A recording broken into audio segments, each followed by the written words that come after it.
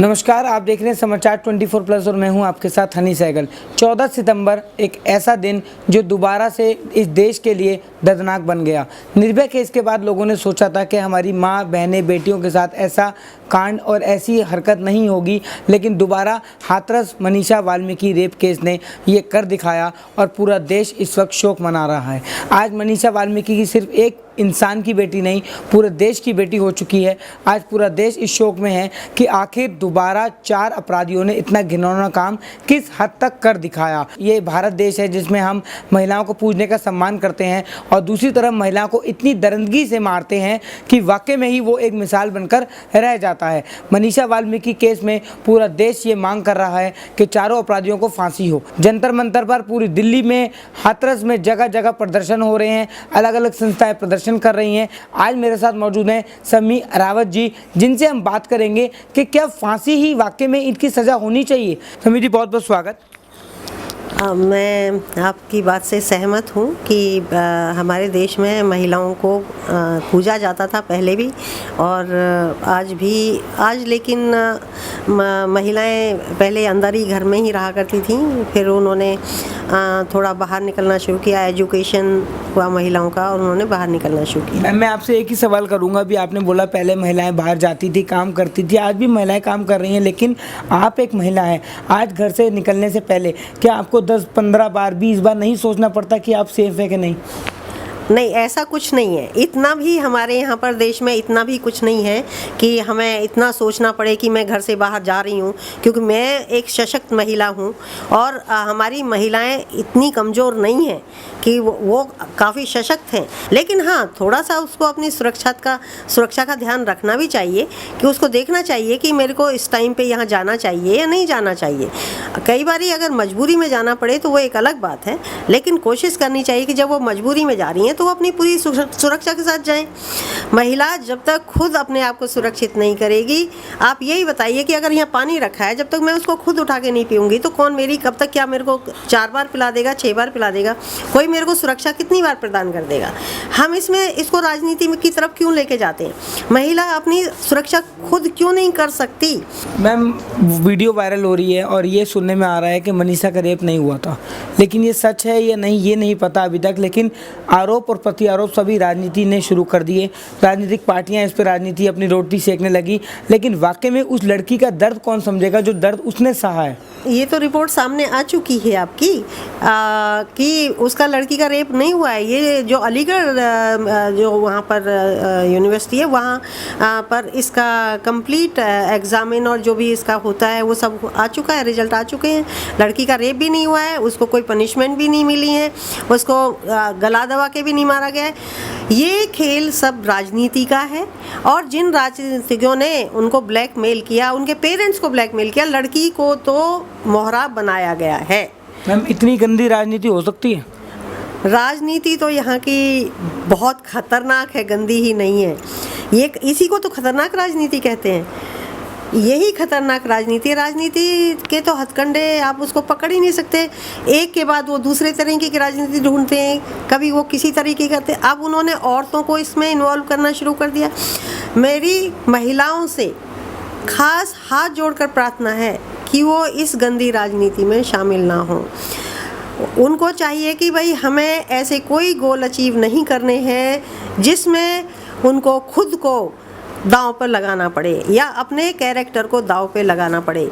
हमारी महिलाओं की ही एक सभ्यता का आधार होती हैं, वही आगे अपने बच्चों को एजुकेशन देती हैं। सबसे पहली गुरु माँ होती है, माँ ही उसको बच्चे को सिखाती है सब कुछ। अगर माँ अच्छे से सिखा सकती है और अच्छे से एजुकेशन दे सकती है, उसके बाद में आपने देखा होगा हमारी आंगनवाड़ियों की तरफ से, हमारे जितनी भी गवर्नमेंट की तरफ से इतनी सारी चीज़ें हैं कि वो महिलाओं को जा के झुग्गियों में, हर जगह, इवन मैं भी जाके लेक्चर देती हूँ। मैं मानव अधिकार की तरह से कि हमारे क्या क्या अधिकार हैं उनको हर तरीके से उनको समझाती हूँ कि ये हमारे अधिकार हैं, आप इन अधिकारों के थ्रू चलो, और इनसे आपको सब चीज़ों की वो मिलेगी। लेकिन लोग समझना नहीं चाहते। अगर उनकी समझ में जिस दिन ये सब चीज़ें आ जाएंगी ना, तो हमारे देश में ऐसे घिनौने अपराध बंद हो जाएंगे। मैम, वुमेन एम्पावरमेंट आपकी हरियाणा की आप प्रेसिडेंट हैं, जो हमने सुना, और खासकर आप ह्यूमन राइट्स से भी जुड़ी हुई हैं। हरियाणा में किस तरह से आप लोग काम कर रहे हैं? लोगों ने लॉकडाउन के अंदर बहुत मास्क, सैनिटाइजर बांटे, बहुत सी संस्थाएं ऐसी हैं और जिन्होंने घर घर जाकर बेसहारा लोगों को भोजन बांटा। आपके द्वारा भी कुछ किया गया? मैंने तो पहले भी इस बारे में मैं बता चुकी हूँ, और ये काम तो देखिए हमारे वी आर ह्यूमन बीइंग, तो जब देखते हैं आप कि किसी को खाना नहीं मिल रहा है, ये तो हमारा पहले से ही हमारे हिंदुस्तान का क्या, ये तो हर मेरे ख्याल से हर कंट्री में ही बांटे गए खाने तो। पर हाँ, हम लोगों ने भी, हमारी प्रयत्न ब्रांच ने भी, और मैंने रेड क्रॉस के थ्रू भी, रोटरी के थ्रू भी, आई एम रोटेरियन ऑल्सो, तो रोटरी के थ्रू भी हम लोगों से खाना बांटा गया, मास्क बांटा गया, सैनिटाइजर बांटा गया, जो भी हम कर सकते थे हमने किया।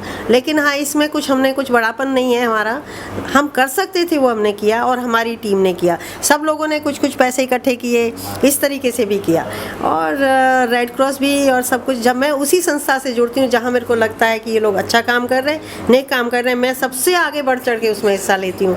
और मैं भी सीनियर सिटीजन हूँ, लेकिन मैं घर से चुपचाप से निकल जाती हूँ और जाके मैं लोगों की सेवा करके आती हूँ। जितनी मेरे से बन पड़ती है उतना मैं करती हूँ। सुन सकते हैं, आप लोग के सीनियर सिटीजन होने के नाते एक महिला शक्ति आप लोगों के सामने बहुत बड़ा उदाहरण है, और जितना ये काम कर रही हैं इस उम्र में, बहुत लोग आप लोगों के लिए बहुत ज़्यादा फायदेमंद है कि आप इनको ज़रूर सुने। मैम, एक सबसे बड़ा जो सवाल इस हाथरस केस को लेकर हो रहा है, फांसी की मांग कर रहे हैं लोग। निर्भया केस में भी 7 साल लग गए, और सबसे अच्छी बात है कि निर्भया केस जिस सीमा वकील ने लड़ा था, वही इस केस को भी हैंडल कर रही हैं। लेकिन फांसी क्या सॉल्यूशन है? फांसी सॉल्यूशन नहीं है, शिक्षा सॉल्यूशन है। फांसी का से कुछ नहीं होने वाला, फांसी तो लेकिन फांसी भी सॉल्यूशन तो है। जब लोगों को लगेगा कि भाई तुम्हें, अगर तुम गलत काम करोगे तो तुम्हें सीधा हैंग किया जाएगा। फांसी ऐसे नहीं लगनी चाहिए, फांसी सीधे जनता के सामने लगनी चाहिए। जिस इलाके में वो हुआ है वहाँ की जनता को वो शर्मनाक वो दिखाना चाहिए कि ये इन लोगों ने ये शर्मनाक काम किया है, और उनको वहीं पर हैंग करें जनता के सामने, और जनता को उसका श्रेय दें कि, और जनता को कहें कि इसको आप हैंग करें। मैम, आपको नहीं लगता कि कानून व्यवस्था इस वक्त केंद्र सरकार के अंडर है और कानून व्यवस्था बहुत कमज़ोर है? कानून व्यवस्था कमज़ोर नहीं है, हमारा प्रशासन कमज़ोर है। हमारा प्रशासन अगर मजबूत हो जाए, हमारे सरकार ने प्रशासन को आदेश दिए हुए हैं कि कहीं पर भी इस तरह के केस नहीं होने चाहिए, और हर एक चीज़ का आप देखेंगे, आप किसी भी चीज़ में चले जाइए, लेकिन प्रशासन अगर अपना काम ठीक से करे तो ऐसी भयानक, ऐसे घिनौने ऐसी चीज़ें होंगी ही नहीं। कहीं कहीं पर प्रशासन बहुत अच्छा काम कर रहा है, लेकिन जहाँ पर ऐसी घिनौनी हरकतें हो रही हैं वहाँ का प्रशासन तो बिल्कुल ही बिकाऊ है। क्या संदेश रहेगा मैम, खासकर महिलाओं को, क्योंकि आप खुद एक महिला हैं, और खासकर उन लड़कियों को जो अभी टीन एज में हैं, जिनकी कॉलेज लाइफ का एक सपना होता है कि हम कॉलेज में जाएं, लेकिन आज वो जाने से पहले सोचती हैं, देश में माहौल ऐसा बन गया है कि कहीं उनको कोई छेड़ ना दे। स्नैचिंग, एसिड अटैक्स बहुत बढ़ रहे हैं, दिल्ली, बुलंदशहर, राजस्थान, सिर्फ हाथरस की बात नहीं है। उन लोगों को क्या संदेश रहेगा? पिछले 10 साल से 6-7 साल से ये सारी मैक्सिमम चीज़ें बंद हो गई हैं, लेकिन इन पर भी अंकुश लगेगा। और सरकार, अभी योगी सरकार जैसी सरकारें अगर हो जाएं तो मेरे को लगता है हर जगह अंकुश लग ही जाएगा। ये अभी एक दो घिनौने खेल तो खेलेंगे ही जहाँ पर, लेकिन कोशिश होगी कि मैं तो इस सरकार के जो कार्य करने वो है शैली है, इससे मैं काफ़ी प्रभावित हूँ। अच्छा कार्य कर रही है देश के लिए भी, समाज के लिए भी, लेकिन हमें महिलाओं को भी समझना पड़ेगा कि अगर सरकार इतना अच्छा काम कर रही है, और लेकिन हाँ, प्रशासन को भी देखना चाहिए, उसको, प्रशासन को सरकार की इमेज को ख़राब नहीं करना चाहिए, प्रशासन को सरकार की इमेज को बनाना चाहिए। ये हमारे देश का सवाल हो जाता है। हमारी महिलाओं की इज्जत इज्जत का सवाल हो जाता है। कम से कम महिलाओं की इज्जत से तो ना खेलें। मेरी यही, और जो परिवार है उसके लिए मेरी सहानुभूति है, और ये जल्दी ही इसका रिजल्ट निकलेगा और उनको सजा दी जाएगी। और उनको, मैं चाहती हूँ, सरकार से मेरी एक ही इल्तिजा है कि उनको जनता के सामने उनको हैंग किया जाए, उनको नंगा करके हैंग किया जाए जनता के सामने। मैं ये भी कहना चाहती हूँ, ऐसे शर्मनाक लोगों को, उनको तभी शर्म आएगी, तभी हमारा लोगों में सुधार होगा। लेकिन मेरी ये इल्तिजा है कि अपने बच्चों की सुरक्षा करें, अपने परिवार को सुरक्षित रखें। पैसा सब कुछ नहीं होता। कभी अपने परिवार को, अपने उसके लिए, पैसे के लिए कभी भी किसी चीज़ को, अपने इतने दरिंदगी के खेल अपने परिवार से ना खेलने दें और परिवार को संभाल के रखें। और मेरी यही वो है कि उनको न्याय ज़रूर मिलेगा, उनको सबको हैंग किया जाएगा। और ये पिछले वाली जो तरीके से लेट रिजल्ट आते हैं, निर्भया कांड वगैरह के जो लेट रिजल्ट आए, उसकी तरह नहीं होगा। इसका बड़ी जल्दी निष्कर्ष निकल रहा है, सामने आ रहा है आपके सामने। विद इन 15 डेज बहुत सारी चीज़ें आ गई। हालांकि वो छुपाने की पूरी कोशिश की जा रही है, लेकिन वो नहीं छुपा पा रहे हैं और सब सामने आ रहा है। मैं सरकार से भी यही चाहूँगी कि वो इस तरीके के कड़े कानून बनाएं कि वो महिलाओं की इज्जत से ना खेलें। जय हिंद, जय भारत। बिल्कुल सही बात है, और होना भी क्यों नहीं चाहिए, क्योंकि जिस तरह से Hathras Manisha Valmiki gang rape case के अंदर राजनीति बढ़ती जा रही है और लोग अपनी सत्ता की राजनीति की रोटी सेकते जा रहे हैं, आरोप और प्रति आरोप एक बेटी की जिंदगी के साथ के ऊपर लग रहे हैं। लेकिन अब जो खबर सामने आ रही है कि मनीषा वाल्मीकि केस में गैंग रेप हुआ ही नहीं है, ये बात सच है या झूठ है, इसकी पूरी जानकारी हाथरस से लाइव आपको समाचार 24+ के माध्यम से लगातार मिलती रहेगी। तब तक के लिए देखते रहिए समाचार 24+।